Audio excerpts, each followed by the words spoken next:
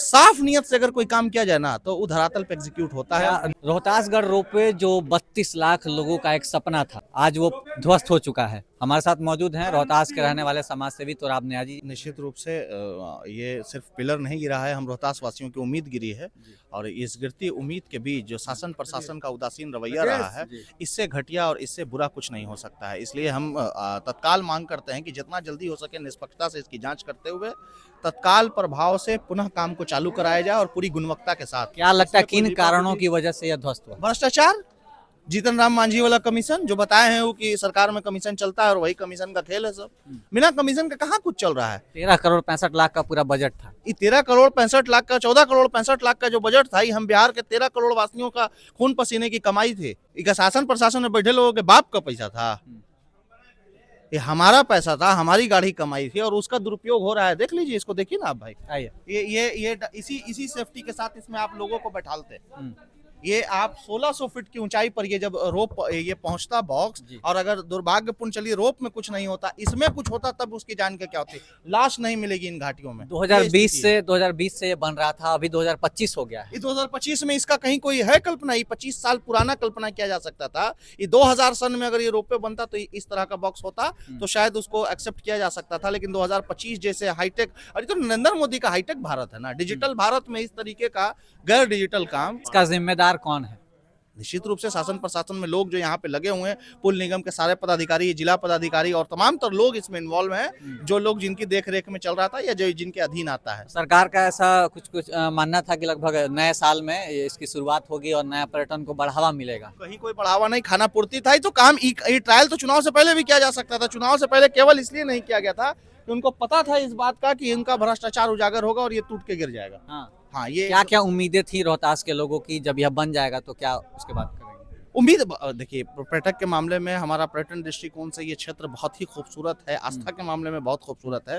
लाखों करोड़ों हिंदू भाइयों की आस्था का केंद्र चौरासन शिव मंदिर, चौरासन मंदिर जो है, उसके अलावा रोहतास गढ़ किला, सकबबर शहीद दरगाह और कई ऐसी चीजें हैं, झील झरना विशेषताएं हैं जहाँ से बेहतरीन तरीके से किया जा सकता था, बेहतरीन किया जा सकता था। लेकिन अफसोस की बेहतरीन तो दूर की बात, अभी बेहतर तक हम नहीं पहुंचे हैं। और तमाम तर सरकारी काम में ये तो पुल गिराव सरकार है, ये तो भ्रष्टाचार की। अच्छा, इस प्रोजेक्ट का जो टाइमिंग था लगभग 24 महीने का था, लेकिन 5 साल हो गया। 5 साल हो गया। पंडुका पुल पे भी सवाल उठ रहा है कि क्या वो शुरू होगा या वो भी शुरू होने का पहले? सबका देखिए, मंत्री तक, सांसद विधायक तक, नेताओं तक पैसा पहुंच जाता है, पदाधिकारियों तक पैसा पहुंच जाता है, तो बचता सिर्फ इतना है कि अब जनता का काम हो या ना हो, इससे कोई फर्क नहीं पड़ता है।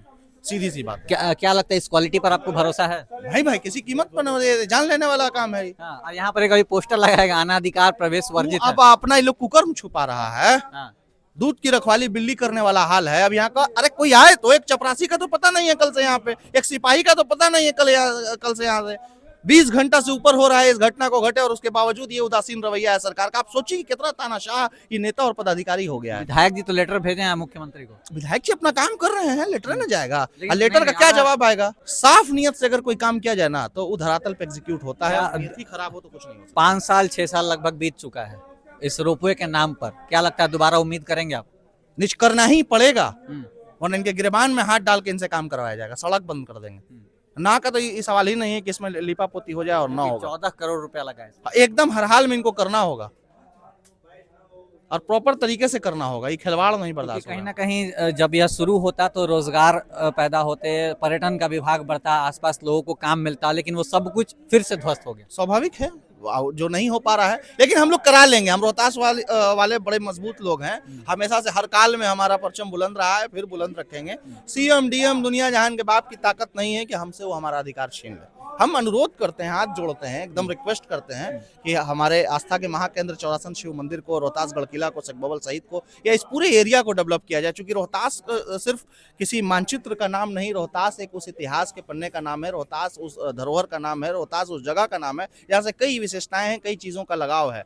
आप जब नौहट्टा की तरफ बढ़ते हैं तो सीसानाथ महादेव को, जब आगे आप जाते हैं माँ तुतला भवानी, उसके बाद शेर शाह का मकबरा, बहुत सारी ऐसी चीज़ें हैं, विशेषताएं हैं जहाँ देखने के लिए दुनिया भर से लोग आना चाहते हैं। बस दुर्भाग्य हमारा ये कि हम दिखा नहीं पा रहे हैं। यहाँ पर कई बूढ़े बुजुर्ग जो हैं वो रोहतास किला पर आसानी से नहीं जा पाते थे, कहीं ना कहीं उनके लिए भी बहुत ही वरदान साबित होता। लेकिन दुर्भाग्य ये है कि कहीं कुछ अब नहीं रह गया है। अफसोस है इस बात का कि खिलवाड़ हुआ है। चलिए, इसी के साथ हम लगातार आपको यहाँ की अपडेट्स देते रहेंगे। कब यह शुरू होगा, नहीं होगा, क्या होगा, रोहतास के लोगों का एक्शन, वो सब कुछ हम आपको दिखाते रहेंगे सत्ता टीवी बिहार के माध्यम से। तब तक आप देखते रहिए। बहुत बहुत धन्यवाद।